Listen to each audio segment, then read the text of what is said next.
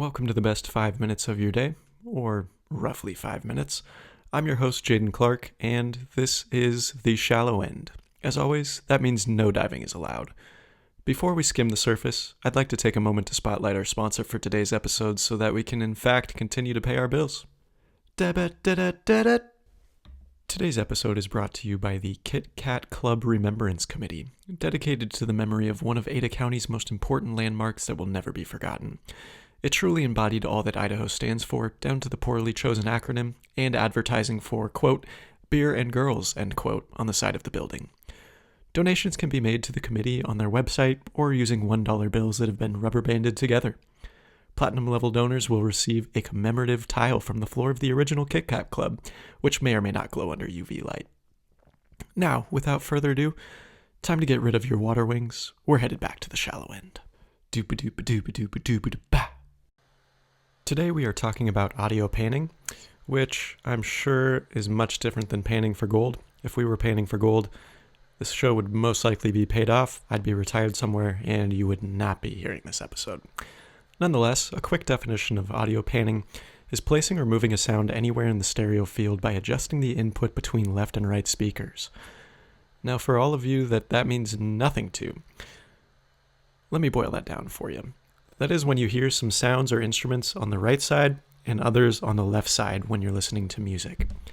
Now, a caveat of this is that almost always it takes place when you're actively listening to music through headphones or earbuds.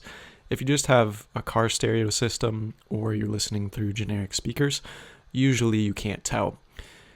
But if you're listening in headphones, sometimes you can pick it out, especially on songs where this is more noticeable.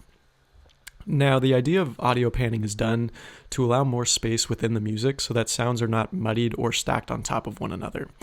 If all of the sounds within the song, are panned directly in the center, they sound like they're just stacked on top of each other and all of the sound is hitting you at once. Whereas if it's spread out, it mimics the idea of live music a little bit more, where you might hear different sounds coming from different parts of the stage depending on what instrument is being played where.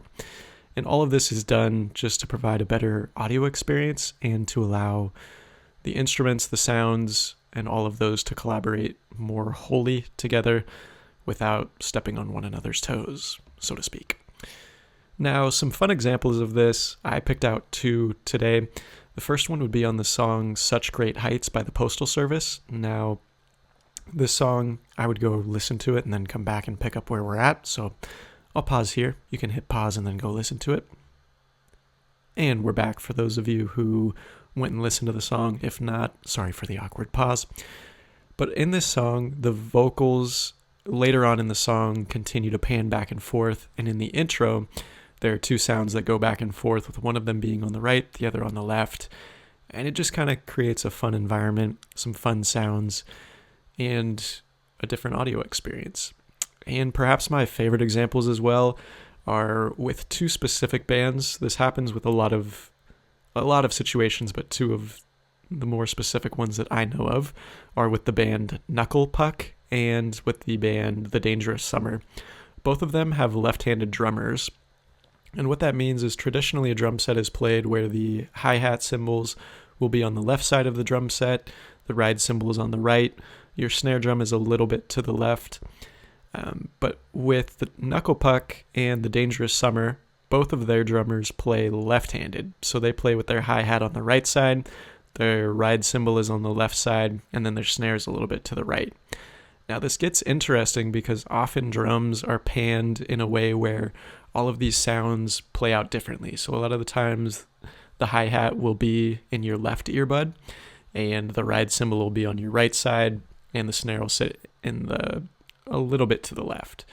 But both of these bands still pan the music that way, even though their drummers are not playing in those positions, if that makes sense. So if you think about it, for Knuckle Puck, they're playing their drums with the hi-hat on the left side, but you hear the hi-hat on the right side, but you hear the sound on the left side. So it's kind of flipped.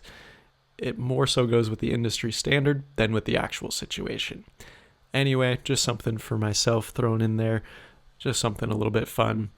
Overall, though, that is about all I have for you on audio painting, and it's something that you'll listen for now that you know it's there. Beforehand, you may never have known about it, but now it'll bother you just a little bit if you listen to songs and you can pick that out. With that, that wraps up this episode of The Shallow End. Please continue listening for the outro. While you likely could have been much more productive with your time, thank you for choosing to wade with me in The Shallow End. Until next time.